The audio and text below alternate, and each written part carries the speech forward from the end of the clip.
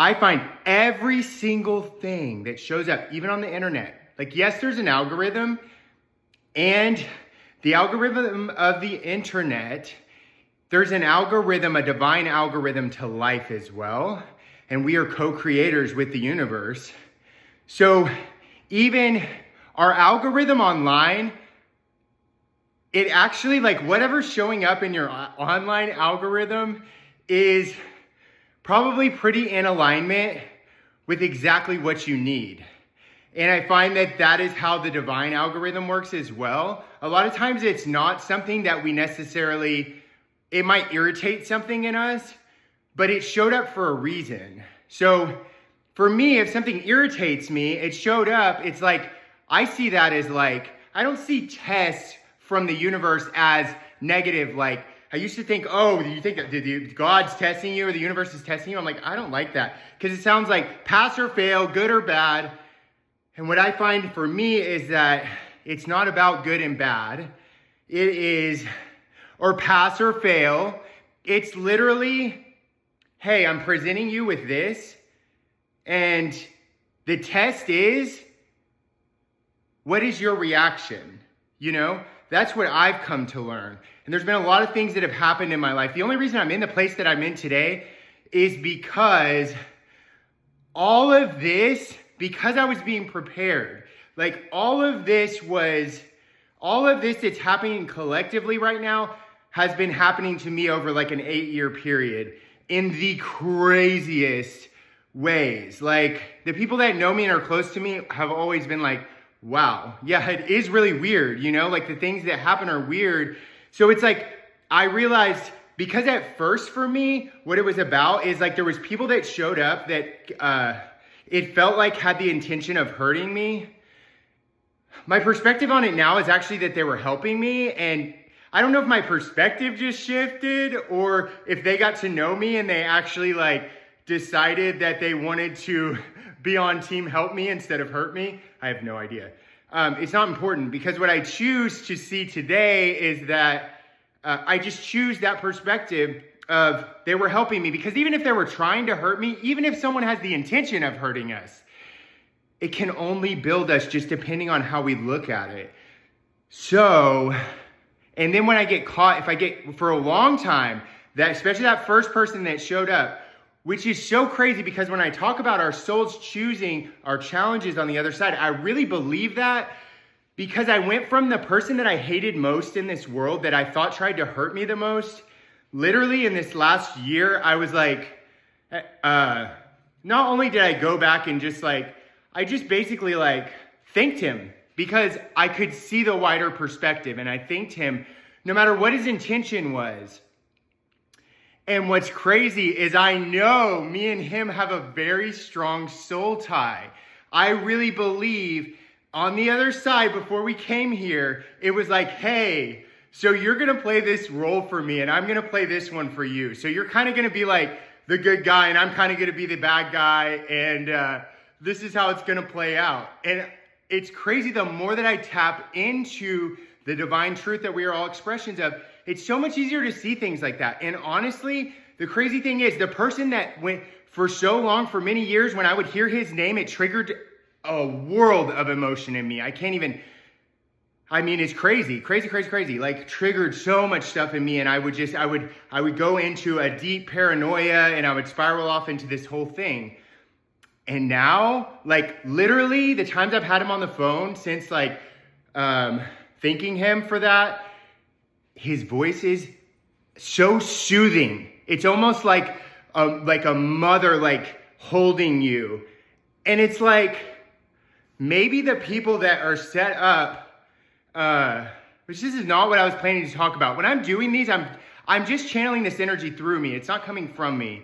But it's crazy, because it's like, maybe those people that are hurting us the most, the narcissist that shows up in our life, the person that was abusive in our, abused us, those things. And I never expect that people are going to perceive things in the way that I do. I'm just saying, this is the place that I got in. And if we choose to learn from each other's perspectives, we're not all going to act the same as each other, but then we can kind of take things in and then see, what works for us. And I'm just making the point that like his voice is the most soothing voice that I can hear. So that for me is 100% confirmation, because he helped me the most. Even though he hurt me the most, he helped me the most because I allowed him to be somebody that was helping me. I chose to heal the wounds around it, to go deep. And also he presented me with, at first it was all about like my hypocrisy, because I thought I was this spiritual person and I wanted to live in the light all the time and I wanted to be whatever. And all of that, that's just where I was at. And I was really, I was just trying to be a good person. Like, we are all good. And in that, I was judging the things that him and other people did, and I wasn't looking at the wider scope. So I'm just saying that maybe consider that. And what am I learning? Because if we're drawn to something, especially if we keep it around, there's something in us that's still tying us to that energy. Something in us that believes some of the things that we say, oh my God, can you believe he did this to me and he calls me this? There's part of me that still believes that. Otherwise, because if that person is still in my life, there's part of me that still, if that person's still treating me that way, like there's part of me that still believes that I deserve to be treated that way. And on the other side of it, it's like I know that as confirmation. Like I know that I set him up to help me. He led me to my awakening quicker than anyone else could have, than my parents that were so loving and supporting, which were exactly the role that I needed.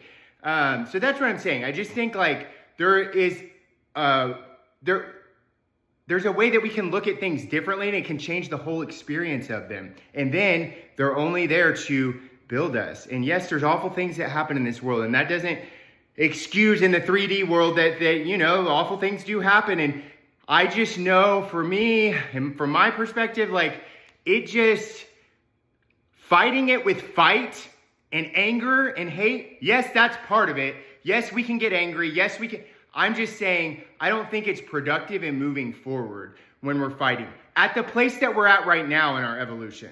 At one point, like fighting for our rights, fighting for gay rights, all of these things. And whoever wants to do that, continue doing it. I'm just saying, I do feel like we're at a place now where it's like, okay, so the slavery and all that ended, and this, the, gay rights and all these groups then kind of formed. Like groups of safety and also the pendulum swung from like, oh, okay, now we're going to be really in your face. You kicked us down, we're going to be in your face. And that's just part of the process. That has happened with so many things in my personal life. And now I feel like we're at a collective place where it's like, okay, we can start to marry these groups and start to see each other's similarities. I really think that's where we're at in this next 10 years. And so I went through this whole process. It was like, and it was over so many years. It was like, I feel like I faced my hypocrisy with that guy in my face for, I don't know, it felt like forever. It was like a couple years of I just kept fighting it. Like I was like, oh my God, I don't want to accept that I'm a hypocrite. And once I finally could, and once I could see that and then move out of the shame, because then I was in shame and guilt, which kept me in the cycle over and over and over. So when I was able to step out of that, and step out of the shame and guilt and see that every single thing plays a role. And also maybe considering that perspective of like, maybe there's truth to that. Maybe there's truth to my soul on the other side of this, set all of this up for me. And I'm not a victim to anything because I set up every single challenge. And I have had that proved to me in the weirdest ways. I know that I did. And so it's just like, maybe consider that perspective, because it can also shift our experience of every single thing we encounter in this life so that we're not a victim to it. Because I feel like our system right now is set up to keep us in fear and keep us a victim to circumstances when we actually are way more powerful, like way more powerful than we know. And I felt like I was going to say something about me because I was dancing before this. That's why I'm all sweaty. So you know, I was dancing, and I know I've been making these videos and I look like a total freak, and I love it. Like, this is me. I have this much energy. This is how I was when I was younger. This is how I was when I subdued myself my whole life though. And it makes sense. Like, I didn't talk to people. I didn't sit down at lunch even. I didn't talk to people in school. As far as I know, I don't remember a whole lot, but I don't think that I did. I just secluded myself. So it makes sense that it just felt like I had this shell on for so long. And finding freedom beyond that, and just really when it's like, we don't have to be good. We don't have to try to be perfect. None of those things. Our spirit is perfect. The more that we can just heal and sit back into this seat of who we authentically are, our authentic, energetic, vibrational signature is, and when we're sitting back in that, through doing some healing, through facing the things we don't want to face, through letting things clear, then we just sit back and literally enjoy the ride. Watch as things start to line up. Follow the signs of where we're supposed to go.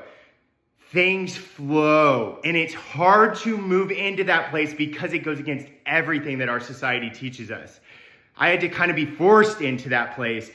And then even then I still fought it up until really this last, something shifted big time for me in December. And I was just able to just sit back and go, okay, I know my worth is not defined by anything that I'm doing. And I want to just take this time to be quiet, to listen to what's coming through, and to sit deeper into the seat of who I authentically am. And I hope that you do the same.